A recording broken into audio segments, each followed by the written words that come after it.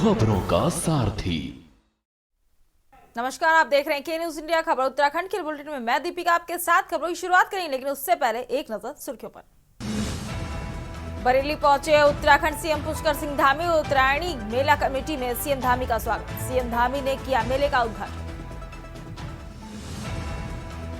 Uttarakhand high court में justice आशीष नैथानी ने ली शपथ। मुख्य न्यायाधीश ने दिलाई पद और गोपनीयता की शपथ। न्यायमूर्ति रजिस्ट्रार जनरल बार एसोसिएशन पदाधिकारी और अधिवक्ता रहे मौजूद। बागेश्वर में 13 जनवरी से शुरू होगा ऐतिहासिक उत्तरायणी मेला। बागेश्वर में उत्तरायणी मेले का संचालन तेज। अंतिम चरण में नगर पालिका की तैयारियां।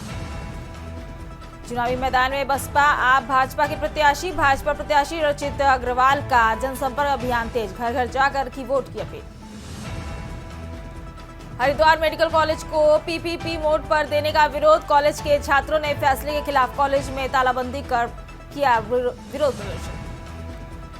देहरादून में मौसम ने बदली करवट। सर्द हवा ने कपाया। प्रदेश के ज्यादातर इलाकों में बर्फबारी और भारी बारिश का अलर्ट जारी। आप देख रहे हैं के न्यूज, खबरों का सारथी। रुक करते हैं खबरों की ओर। 13 जनवरी से बागेश्वर में शुरू होने वाले ऐतिहासिक उत्तरायणी मेले के संचालन के लिए नगर पालिका बागेश्वर की तैयारियां अंतिम चरण में है। नगर पालिका के अधिशासी अधिकारी मोहम्मद यामीन ने मीडिया से संवाद करते हुए बताया है कि जिला अधिकारी बागेश्वर के निर्देशों के आधार पर मेला तैयारियां की जा रही हैं। उन्होंने यह भी कहा है कि बागेश्वर के इस धार्मिक मेले को सफल बनाने में कोई कसर नहीं छोड़ी जाएगी। मेले में सरकारी विभागों के स्टॉल राज्य निर्वाचन आयोग की गाइडलाइन के आधार पर ही लगाए जाएंगे।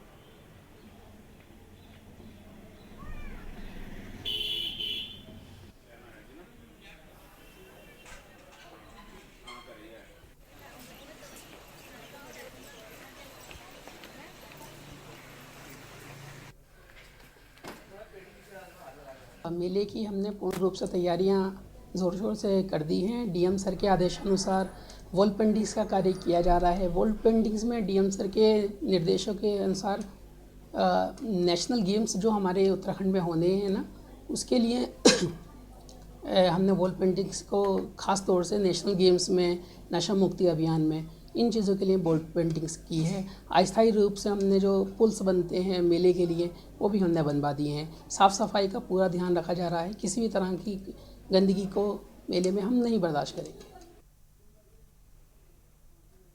रुक करते अगली खबर का। नई टिहरी जिलाधिकारी मयूर दीक्षित, अपर सचिव पर्यटन, प्रोजेक्ट डायरेक्टर एडीबी अभिषेक रुहेला सहित संबंधित अधिकारियों की टीम द्वारा टूरिज्म रोड को लेकर बोटिंग पॉइंट, कोटी कॉलोनी, डेबरा क्षेत्र का निरीक्षण किया गया। इस दौरान क्षेत्र में पर्यटन गतिविधियों को बढ़ाने, स्वरोजगार व स्थानीय आर्थिकी को मजबूत करने के लिए बनने वाली टूरिज्म रोड का निरीक्षण कर जिला कलेक्ट्रेट के वीसी कक्ष में बैठक की गई। बैठक में टूरिज्म रोड के सर्वे, भूमि अधिग्रहण, मुआवजा परियोजना के तहत किए जाने वाले कार्य एवं योजना के पूर्ण करने को लेकर विचार विमर्श किया गया। एसडीएम टिहरी को भूमि अधिग्रहण, नाप छाप की जाने वाली कार्रवाई आदि का सर्वे करवाकर 15 जनवरी तक मुआवजा संबंधी आपत्तियों का निराकरण करने के निर्देश दिए गए हैं।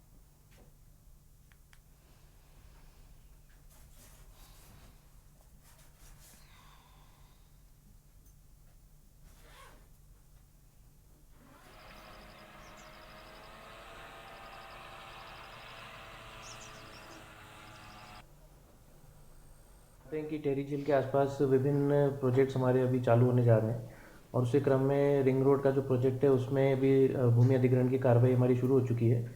उसी क्रम में जो परियोजना निदेशक हैं इसके उनके साथ का निरीक्षण किया गया है और विभिन्न जगहों पे जो जो कार्य किए जाने हैं वहाँ पर डीपीआर फॉर्मेशन का काम और जहाँ जहाँ पर डीपीआर बन गई है वहाँ पर जब चुनाव की आचार संहिता खत्म हो जाएगी उसके बाद टेंडरिंग आदि का प्रोसेस भी शुरू कर दिया जाएगा और धरातल पर भी काम शीघ्र ही दिखाई देने लग जाएंगे, जिससे कि टेहरी झील में आने वाले पर्यटकों को और भी सुविधाएं प्राप्त होंगी। अगली खबर आपको उत्तराखंड से बता रहे हैं, जहां हरिद्वार में चल रहे निकाय चुनाव के बीच मेडिकल कॉलेज को पीपीपी मोड पर देने का मामला गर्मा गया है। कॉलेज में पढ़ाई कर रहे छात्रों ने इस फैसले के खिलाफ कॉलेज में तालाबंदी कर विरोध प्रदर्शन किया। छात्रों का कहना है कि उन्होंने नीट परीक्षा पास करके सरकारी कॉलेज में सीट प्राप्त की थी और अब यदि पीपीपी मोड पर कॉलेज चलाना था तो पहले बताया जाता है। छात्रों ने सरकार के फैसले को उनके भविष्य के साथ धोखा करार देते हुए इसे वापस लेने की मांग की है। कांग्रेस भी इस मुद्दे को चुनावी मुद्दा बनाकर जनता के बीच इसका विरोध कर रही है। वहीं हरिद्वार विधायक मदन कौशिक ने कहा है कि बेहतर सुविधाओं के लिए मेडिकल कॉलेज को निजी संस्था को सौंपा गया है और छात्रों का भविष्य इसमें सुरक्षित है।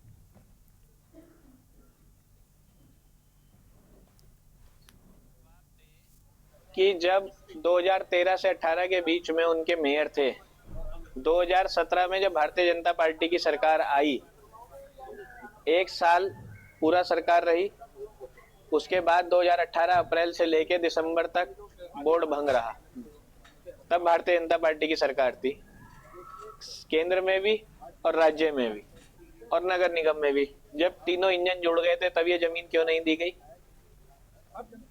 कांग्रेस का ये संकल्प था, कांग्रेस ने ये अपने घोषणा पत्र में कहा था 2018 के निकाय चुनाव में कांग्रेस की मेयर आएगी तो कांग्रेस जगजीतपुर स्थित मेडिकल कॉलेज के लिए जमीन देगी, भूपतवाला में उत्तरी हरिद्वार की जनता की भावनाओं के अनुरूप अस्पताल के लिए जमीन देगी। ये देश की आज़ादी के बाद पहला अवसर है जब हरिद्वार में मेडिकल कॉलेज खुला और उत्तराखंड में ऐसे अनेक हमारे हॉस्पिटल हैं जो पब्लिक प्राइवेट पार्टनरशिप यानी सरकार और कोई चलाने वाले उनके सहयोग से चलते हैं। आज मैंने अखबार में पढ़ा है कि हमारे जो MBBS के छात्र हैं, चूंकि इंफ्रास्ट्रक्चर अभी पूरा नहीं हुआ होगा, फैकल्टी नहीं हुई होगी, तो उसको अगले वर्ष के लिए एक PP पब्लिक प्राइवेट पार्टनरशिप इस रूप में उनकी क्लासें या उनकी पढ़ाई होगी। सर, हमने जब ये कॉलेज ज्वाइन किया था तो हमें बिल्कुल ये नहीं बताया गया था। हम यहाँ गवर्नमेंट सीट के लिए आए थे। बच्चों ने बहुत साल मेहनत करके एक गवर्नमेंट सीट निकाली है। यहाँ पे लोग अल्मोड़ा से, श्रीनगर से, जो कॉलेज बहुत अच्छे इस्टेब्लिश चल रहे हैं गवर्नमेंट के, वो छोड़ के यहाँ पे आए थे, अपग्रेड कर करके यहाँ पे आए थे। और जब हमने एडमिशन लिया था तो हमें किसी प्रकार की सूचना नहीं दी गई थी कि इसको PPP मोड में डाला जाएगा। अभी हमारी व्हाइट कोट सेरेमनी भी हुई थी, उसमें भी हमें ये बोला गया था कि ये गवर्नमेंट कॉलेज ही रहेगा, लेकिन अभी हमें सूचना मिल रही है कि ये इसको प्राइवेट मोड में कन्वर्ट किया जा रहा है, PPP मोड में डाला जा रहा है, जो कि जिसका हम बिल्कुल भी समर्थन नहीं करते हैं। PPP मोड में जाने का ये वो हो जाएगा कि ये कॉलेज जो है, पहले तो हम इस कॉलेज में गवर्नमेंट सीट लेके आए थे, तो हमें जब 5 साल बाद जो डिग्री मिलेगी, 5.5 साल बाद, वो हमको गवर्नमेंट डिग्री मिलनी चाहिए थी। लेकिन अब हमारे नाम पे धब्बा ये लगेगा कि हम एक प्राइवेट यूनिवर्सिटी से पढ़ के आए हैं, क्योंकि हम ये बातें चल रही है कि ये कॉलेज जो है शारदा यूनिवर्सिटी को 250 करोड़ में दे दिया गया है। ये बातें भी चल रही हैं, जो कि हम धब्बा नहीं ले सकते हैं। हमने 2 साल मेहनत किस लिए करी थी? इसलिए करी थी कि हमको प्राइवेट यूनिवर्सिटी का धब्बा मिले, नहीं इसलिए तो नहीं करी थी ना। और दूसरी चीज़ ये है कि प्राइवेट यूनिवर्सिटी जो होती है उनमें कई सारे हिडन चार्जेस होते हैं। जैसे कि अगर आप 19 सब्जेक्ट MBBS में होते हैं, अगर एक में भी आपकी सप्ली लग गई तो गवर्नमेंट कॉलेज में उसकी फीस 500 से लेकर 1000 के बीच में जाती है, वहीं पे प्राइवेट में उसकी फीस 50,000 तक चले जाती है। तो इस चीज़ का हम तो अब गरीब कहाँ से करेगा इतना पैसा? अगर हमने क्यों करी थी नीट की तैयारी? इसलिए करी थी ताकि हमको गवर्नमेंट मिले। बढ़ते हैं अगली खबर की ओर। उत्तराखंड हाईकोर्ट के मुख्य न्यायाधीश नरेंद्र जी ने आज उच्च न्यायालय के मुख्य न्यायाधीश की कोर्ट में जस्टिस आशीष नैथानी को पद और गोपनीयता की शपथ दिलाई। इस अवसर पर उच्च न्यायालय के समस्त न्यायमूर्ति, रजिस्ट्रार जनरल, बार एसोसिएशन के पदाधिकारी और सभी अधिवक्ता मौजूद थे। आपको बता दें कि जस्टिस आशीष नैथानी की नियुक्ति का आदेश 2 दिन पहले केंद्रीय विधि एवं न्याय मंत्रालय द्वारा राष्ट्रपति की मंजूरी के बाद जारी हुआ था। जस्टिस नैथानी उत्तराखंड उच्च न्यायिक सेवा के अधिकारी रहे हैं और हाल ही में वे हाईकोर्ट के रजिस्ट्रार जनरल के पद से सेवानिवृत्त हुए थे।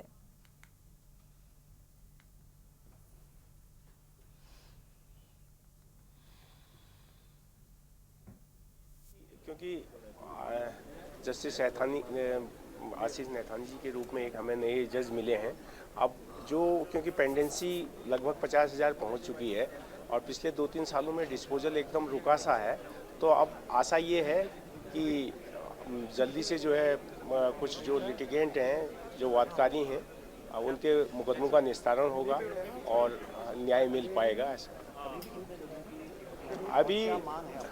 अभी 3 रिक्तियाँ अभी हैं। हमारी ये मांग है कि जो 3 खाली हैं उन जजेस की जो सीट्स, उनको भी जल्दी भरा जाए। बढ़ते हैं अगली खबर की ओर। बसपा, आप, भाजपा और सभी सियासी दलों के प्रत्याशी, साथ ही निर्दलीय प्रत्याशी भी चुनावी मैदान में खूब जमकर अपना प्रचार कर रहे हैं। इसी क्रम में भगवानपुर से भारतीय जनता पार्टी के प्रत्याशी रचित अग्रवाल ने भगवानपुर के मक्खनपुर क्षेत्र में घर घर जाकर अपने वोट के लिए वोट मांगे। उनके साथ उनके दर्जनों समर्थक भी वोट अपील करते दिखाई दिए। मीडिया से बातचीत करते हुए उन्होंने कहा है कि विकास ही उनका चुनावी मुद्दा है। रोजगार, सड़क और शिक्षा के लिए वो बड़े स्तर पर कार्य करेंगे। एक सवाल का जवाब देते हुए रचित अग्रवाल ने कहा कि भाजपा उसूलों वाली पार्टी है, कोई मनमुटाव किसी के बीच में नहीं है। भाजपा के वोटर्स कमल का फूल जानते हैं और साथ ही उन्होंने कहा कि मुस्लिम, हिंदू और सर्व समाज का वोट आज उनके साथ है। वो निश्चित ही इस चुनाव को जीत रहे हैं।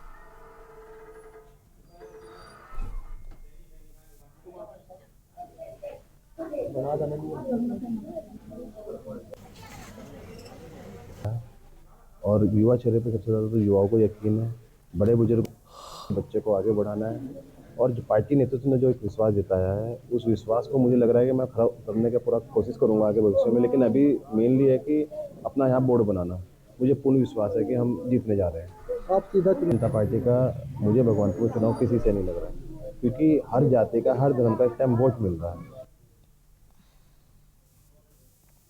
अब बात करेंगे कोटद्वार नगर निगम चुनाव के प्रचार में कांग्रेस की मेयर प्रत्याशी रंजना रावत अकेले ही जुटी हुई हैं, जबकि चुनाव प्रचार को एक सप्ताह बीत चुका है।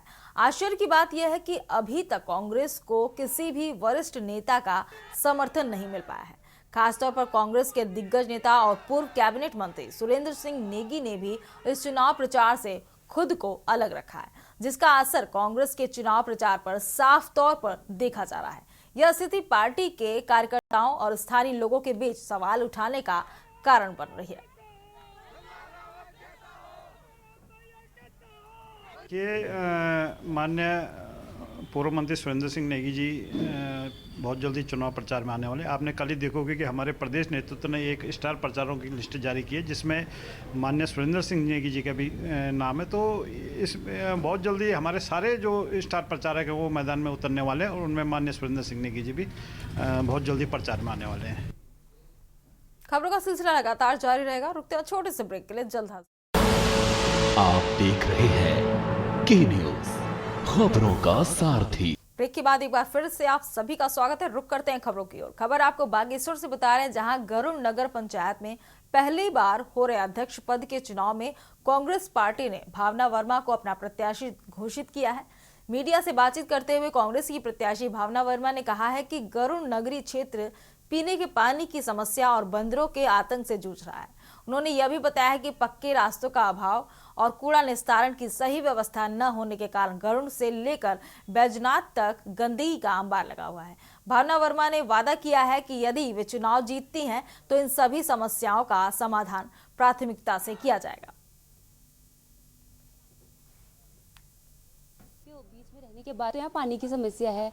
दो नदियों के बीच में रहने के बाद भी यहाँ पानी की बहुत ही समस्या है और लोग खेतों में इतनी मेहनत करते हैं, फिर भी उनको पानी की वजह से बहुत परेशानी उठानी पड़ती है और घरों से बहुत ज़्यादा परेशान है और कच्चे से रात को बहुत परेशानी है। बच्चों के लिए फील्ड या ये जगह जगह सब मतलब पूरी गरुड़ से लेकर हमारे बैजनाथ धाम पे पूरा ही मतलब गंदगी पूरा फैली हुई है। इसका कोई समाधान नहीं है और मार्केट में जो समस्याएं हैं वो ज़मीन को लेकर जो हम बहुत ही उल्लंघन है, जहाँ भी जा रहे हैं तो यही बोल रहे हैं लोग कि हमें मतलब इसका समाधान दीजिए, ये करना वो करना, यही सब मतलब सबकी शिकायतें रही है। तो जो भी है मैं सबके मतलब सबकी सुनूंगी, जो भी है करने का प्रयास करूँगी, सबकी समस्याएँ दूर करने की पूरी कोशिश करूँगी। अब बात करेंगे बागेश्वर की, जहां कपकोट नगर पंचायत चुनाव में अध्यक्ष पद के लिए भाजपा और कांग्रेस में बड़ी टक्कर दिख रही है। कपकोट में भाजपा नगर पंचायत में विपक्ष की भूमिका से सत्ता की भूमिका में आने के लिए वोट मांग रही है। वहीं मीडिया से संवाद करते हुए कपकोट से भाजपा प्रत्याशी प्रधानमंत्री मोदी के स्वच्छता के मिशन और कपकोट विधायक सुरेश गढ़िया के विकास कार्यों के आधार पर कपकोट नगर पंचायत का चुनाव भाजपा लड़ रही है।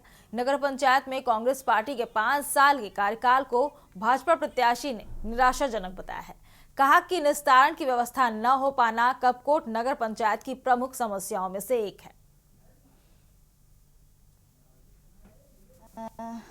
हम लोगों का मोदी जी का मुख्य मिशन है जो स्वच्छता पर, उस पर हम सभी वार्डों में जा रहे हैं, विशेष रूप से हम उसी पर ध्यान दे रहे हैं। और माननीय विधायक जी ने यहाँ पर बहुत सारे विकास कार्य किए हैं। हम लोग उसी को हम कह रहे हैं कि विधायक जी के नेतृत्व में हमारा कपकोट नगर पंचायत एक बहुत ही विकसित नगर पंचायत के रूप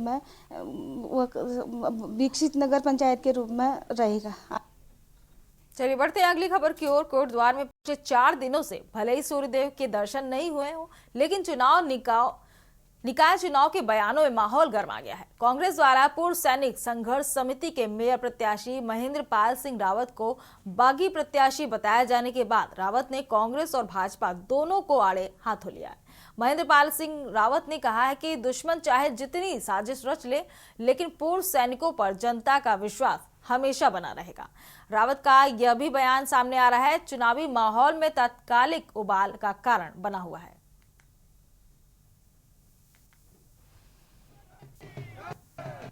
सैनिक और ये देश की धरोहरें होती हैं और हम देश के हैं। मेरे लिए दोनों दल एक मिथ्या मात्र हैं।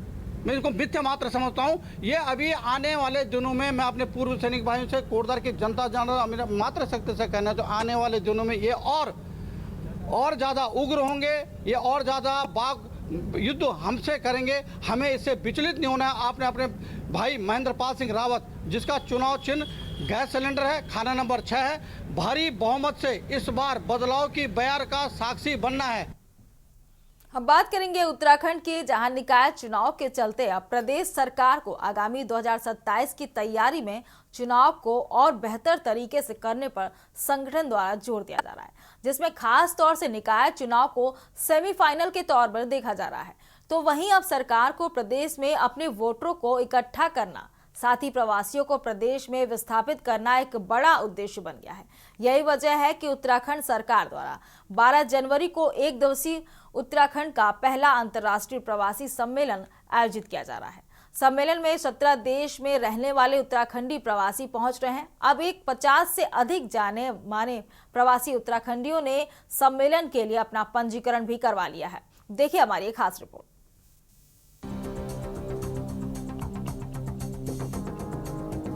मुख्यमंत्री पुष्कर सिंह धामी ने प्रदेश का कार्यकाल संभालते ही प्रवासी उत्तराखंडी भारतीय लोगों का सम्मेलन किया था। देश विदेश में रहने वाले प्रवासियों को 2 दिवसीय कार्यक्रम में भी बुलाया गया था, जिसका उस समय राज्य सरकार को अच्छा अनुभव भी मिला। यही वजह है कि अब सभी के अनुभवों के साथ सरकार प्रवासी सम्मेलन करने जा रही है, जिसमें बड़ी संख्या में उत्तराखंडी प्रवासियों के आने का अनुमान धामी सरकार को। देखिए, इससे पहले हमने प्रवासी उत्तराखंडी भारतीय लोगों का सम्मेलन किया था, जो देश के विभिन्न कोनों पर, देश के विभिन्न स्थानों पर रहने वाले उत्तराखंड के हमारे भाई बहन हैं, उन सबको बुलाया था। उन सबको पूरे 2 दिनों तक एक दिन लगातार पूरे दिन चर्चा करी थी और एक बड़ा अच्छा उसका अनुभव रहा कि सब लोग हमारे अपने अपने पैतृक स्थानों से जुड़े। उन्होंने अपने अपने पैतृक स्थानों पर काम करने के लिए, उत्तराखंड की विकास में अपना योगदान देने के लिए हम सबके साथ हाथ बढ़ाया है। और उसी के साथ हमने तय किया था कि ये काम की भी हमने शुरुआत की, एक नया इस प्रकार का सभी प्रवासियों को बुलाने का भारतवर्ष से, इसी प्रकार से पूरे देश दुनिया में रहने वाले जितने भी हमारे प्रवासी उत्तराखंडी हैं, उनका भी हम सम्मेलन कर रहे हैं, क्योंकि वो दुनिया के अंदर उन्होंने अपने अपने क्षेत्रों में अनेक विशिष्टताएं प्राप्त की। उत्तराखंड में हो रहे लगातार पलायन को लेकर सभी विपक्षी दल लगातार सरकार पर पहले से ही निशाना साधे हुए हैं और अब वहीं चुनाव के चलते सरकार का खास तौर से प्रवासी उत्तराखंड सम्मेलन को लेकर आयोजित सम्मेलन पर विपक्षियों का यही मानना है कि सरकार का सिर्फ एक दिखावा है। लगातार सरकार प्रवासियों को प्रदेश में रोकने में विफल साबित हुई है। अगर सरकार कुछ करना भी चाहती है तो पहले प्रदेश में बेहतर शिक्षा, चिकित्सा, रोजगार जैसी सुविधाओं को जनता के लिए सही करे, जिनको लेकर अभी तक सरकार ने कोई काम नहीं किया। और यही वजह है कि तमाम उत्तराखंड प्रवासी अपने ही प्रदेश में आने से कतरा रहे हैं, लेकिन जो प्रदेश में आना भी चाह रहे हैं उनको सरकार प्रदेश में रोकने में विफल साबित हुई है। इसके बाद सरकार कोई भी सम्मेलन कर ले कोई फायदा नहीं। और वापस यहाँ अपनी देवभूमि में आ रहे हैं, उत्तराखंड में आ रहे हैं, उत्तराखंड को और विकसित उत्तराखंड होता देख रहे हैं, लोगों से जुड़ाव और मिलन हो रहा है, लोग एक दूसरे को कितने दिनों बाद मिल रहे हैं। तो ये सारी चीज़ों को ध्यान में रखते हुए हमारे उत्तराखंड देवभूमि में ये बहुत ही सराहनीय पहल करी गई है और इस प्रवासी सम्मेलन को लेकर हमारे उत्तराखंड के सब लोग काफ़ी ज़्यादा खुश नज़र आ रहे हैं। कि प्रवासी सम्मेलन हो रहा है, अच्छी बात है। अगर प्रवासी उत्तराखंड के विकास में अपना योगदान देते हैं और सरकार योगदान लेने में सफल रहती है तो निश्चित तौर पर ये उपलब्धि होगी। लेकिन सरकार ने पहले भी रिवर माइग्रेशन के बड़े बड़े दावे किए हैं। सरकार की बातों पे भरोसा करके प्रवासी उत्तराखंड लौट करके भी आए, उन्होंने निवेश के प्रस्ताव भी सरकार को दिए। लेकिन साल भर तक सरकारी दफ्तरों के चक्कर काटने के बाद, जूते चप्पल घिसने के बाद निराश होकर के सभी लोग वापस लौटने के लिए मजबूर हुए हैं। तो सरकार को सबसे पहले तो अपनी दृढ़ इच्छा शक्ति को मजबूत करने की आवश्यकता है, अपनी नीतियों में बदलाव करने की आवश्यकता है, जिससे प्रवासियों के लिए निवेश का माहौल बने, सरकारी जो कार्य प्रणाली है उसका सरलीकरण हो, तभी तो इसका लाभ मिलेगा। और केवल अगर बयानबाजी होंगी, बातें होंगी और चुनावी केंद्रित सम्मेलन होंगे तो उसका तो कोई लाभ राज्य को नहीं मिलेगा। बिल्कुल, प्रवासी सम्मेलन भी कर लेंगे, ये लोग बुला भी देंगे। कई बार पहले भी लोगों ने प्रयास करा है कि प्रवासी सम्मेलन, जब आप पहाड़ों में भाई साहब आप बच्चों को, बुजुर्गों बच्चों को अच्छी शिक्षा नहीं दे पाएंगे। 21वीं सदी की शिक्षा जो आज अंग्रेजी मीडियम के विद्यालय में मिल रही है, अच्छा स्वास्थ्य नहीं दे पाएंगे। एक एक्सरे कराने के लिए, कुछ टेस्ट कराने के लिए बड़े देहरादून तक भागना पड़ता है, हल्द्वानी तक भागना पड़ता है, बड़े शहरों की तरफ रुख करना पड़ता है। आप वहाँ पे रोज़गार नहीं देंगे, आप वहाँ पे जो है पर्यटन को उनके रोज़गार परक नहीं बनाएंगे, तो कैसे पलायन कैसे वापस हो जाएगा। ये खाली एक आडंबर है, दिखाने का है इनका आडंबर, दिखाने की देखो जी हम ये प्रयास कर रहे हैं। और गाँव प्रतिदिन बंजर होते जा रहे हैं, स्कूलें खाली हो रही हैं, गाँव बंजर हो रहे हैं। एक न एक दिन तो समझ ही जाएंगे। जो काफ़ी लोग आज लोग हमारे यहाँ भी बहुत लोग शामिल हो रहे हैं, जैसे इन्होंने जो है अग्निवीर कर दिया वो फौज में, तो फौजी लोग बोल रहे यार हमारी रोजी रोटी का साधन तक पूरे उत्तराखंड का ये था, ये भी इन्होंने हम लोगों से छीन दिया।